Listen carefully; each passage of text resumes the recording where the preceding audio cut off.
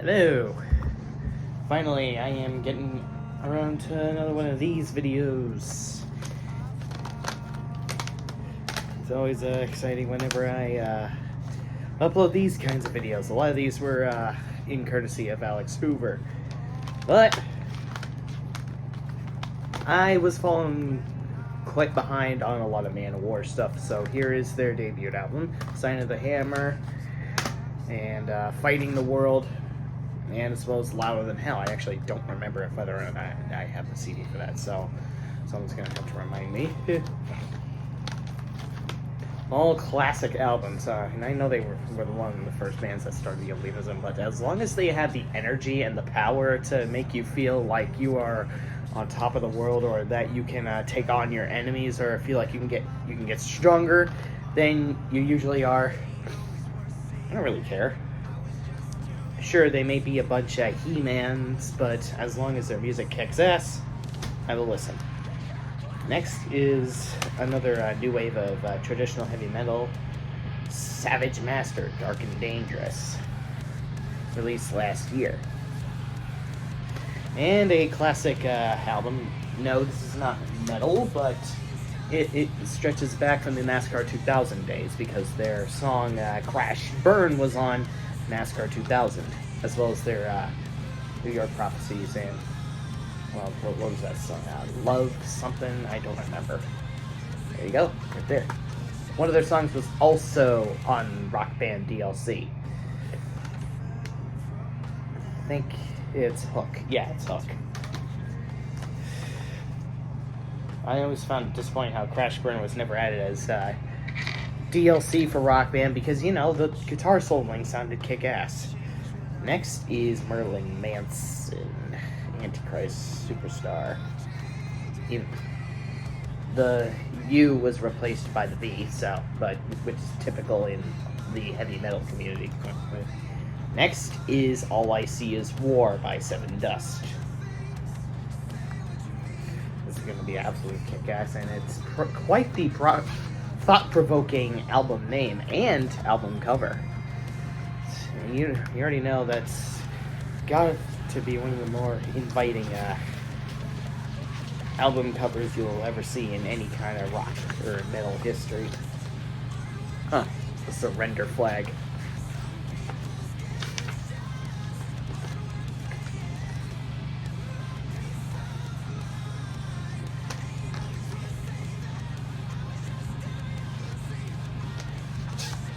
Oh boy, it's already 3 minutes.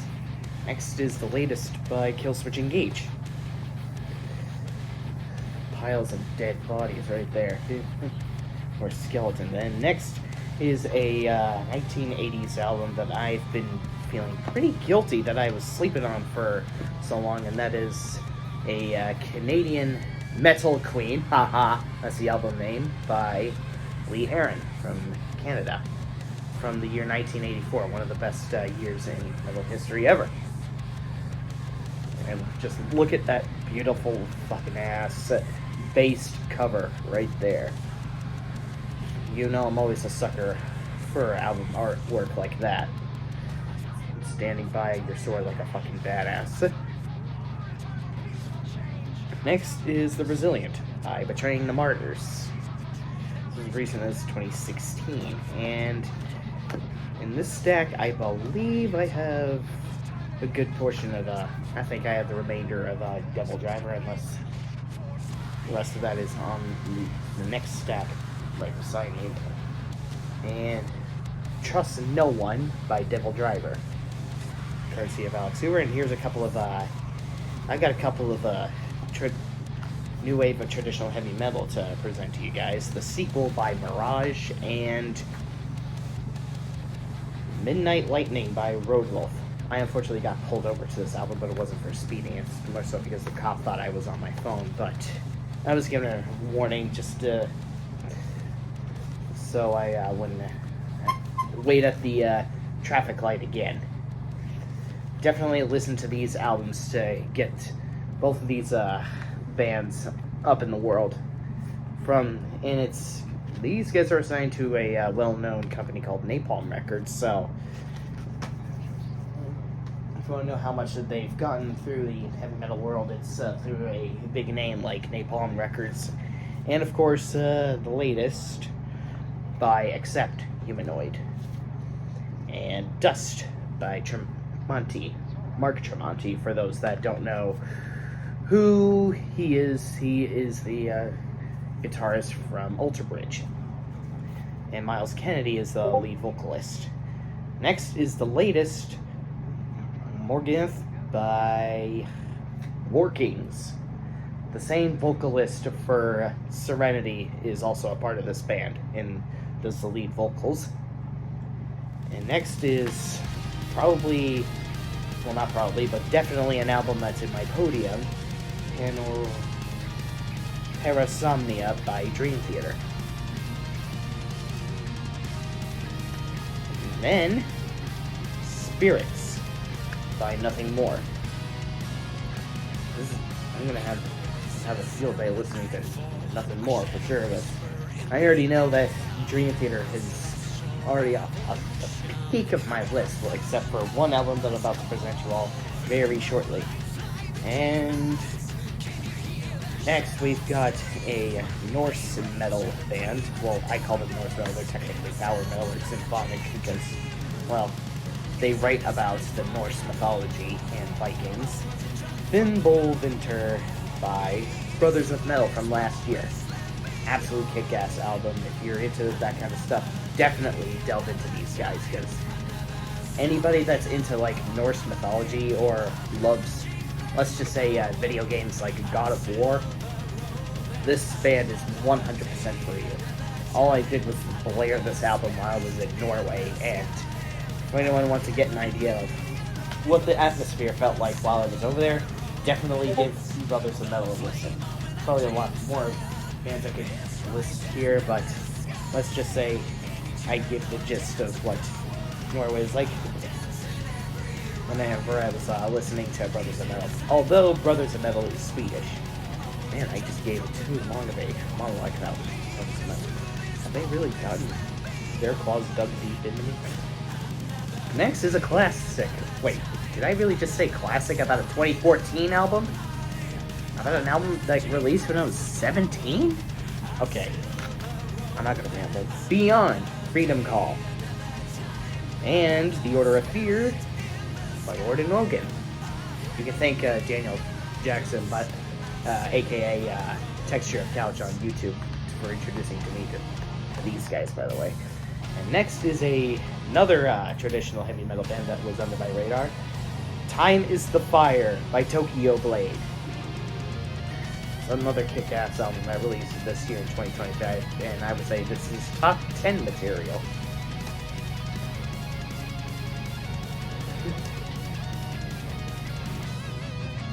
Next is more Double Driver. The Fury of Our Maker's Hands from 2018. And of course, another Freedom Call album from last year, Silver Romance, with that beautiful fucking ass cover. Seriously, how much more beautiful can an album artwork get? Or an album cover get? Look at this. Where did they get such brilliance to make art quite like this? Okay, I'm not gonna stretch the video too unnecessarily long just talking about artwork. Let's just move on to an album that blew me away this year, that I would even say is, well, top 3 material from 2024. March of the Unheard by The Halo Effect. Seriously, it's always the Swedish and Finnish bands that blow me away. And I mean, it says that these guys are melodic death metal, but they sound a little funky to me. Definitely another band on my list to fucking see in person one day, or at least I hope to see in person one day. And I can't wait to see how far they get into it. And my god, talk about an album that I've also have been listening to death. If you like video games or want to listen to metal that pays a tribute to video games, definitely listen to Warp Speed Warriors by Dragon Force from last year. And if you want a good laugh, they covered "Wildest Dreams" by Taylor Swift. It's the last track. It wasn't neat enough that they covered "My Heart Will Go On" by Celine Dion. Well, they have a Taylor Swift song on this album. But Power of the Triforce was written in a tribute to Zelda and Space Marine Corps.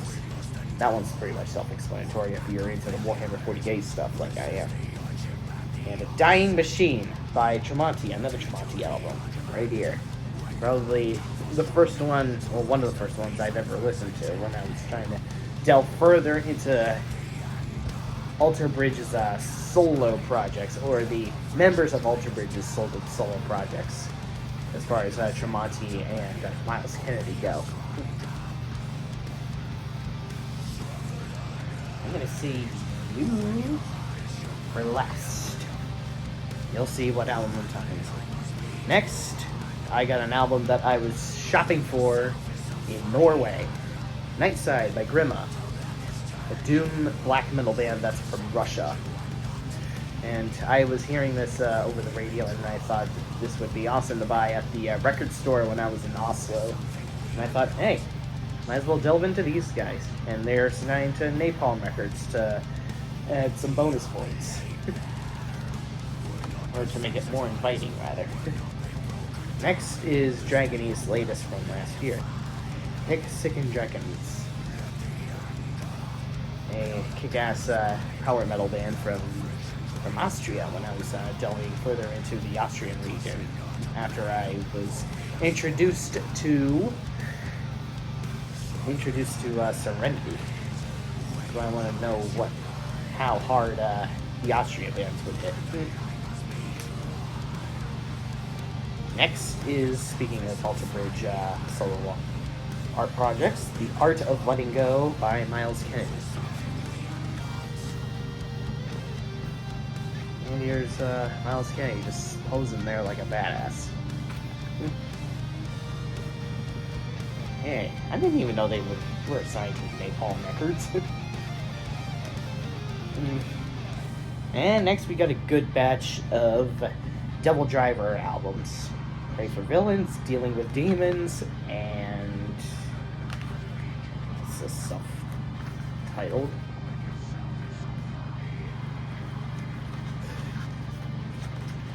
It's gonna be a lot of good shit to import. And next we've got a good couple of batch of albums that are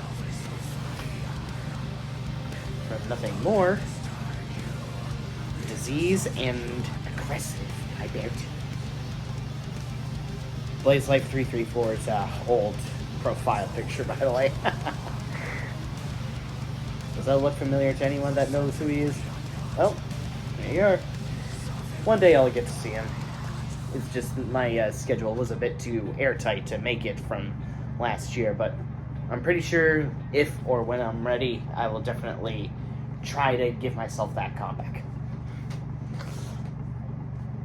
Alright, since I did War Kings from earlier, here's Armageddon by said band right here. That's definitely top 10 material right here, unless if other upcoming albums that I am oblivious to will blow me the hell away. Never count out this year. Never count out many bands that are currently under my radar. And next is Death and Legacy from Serenity, as I was talking about them earlier. This one was definitely one of the more unique ones. It can have the blazing power of guitar solos and have George definitely can belt some high vocals, and then sometimes towards the end it gives you the beautiful melodies that sometimes can make you sleep peacefully or make you relax on a bench by the lake. Then you got Kill the Flaw by Seven Dust. And The Underworld Awaits Us All by Nile from last year. Definitely a kick-ass album. This one absolutely kicks ass as well. From 10 years ago. And now we get to my favorite album of 2025 so far. A lot of you probably saw this coming if you're heavily into the heavy metal world like I am, or in touch with it like I am, Evil in All Dimensions by Ambush. My god, these guys are like the biggest pros at blowing me the hell away. Napalm Records, of course. Every song on this album is perfect. Everything. This is basically like almost Ride the Lightning material. Well, even though they are traditional heavy metal.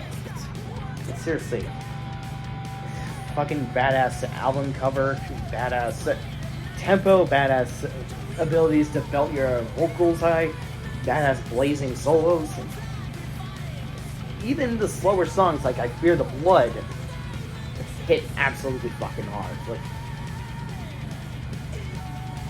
what planet am I living on? Like, did I really... What did I do to deserve to be born on the same planet as these motherfuckers? Or really any of the other albums that I was going through. Like, only these guys can be this fucking kick-ass. But hey, I'm not gonna ramble on any further because I kept the CD pickup video, I kept putting it off for way too long, and I think it was time for me to finally finish that stack right there. So, Hoover, if you're watching this video, you now have the green light. So, I'm gonna do some importing.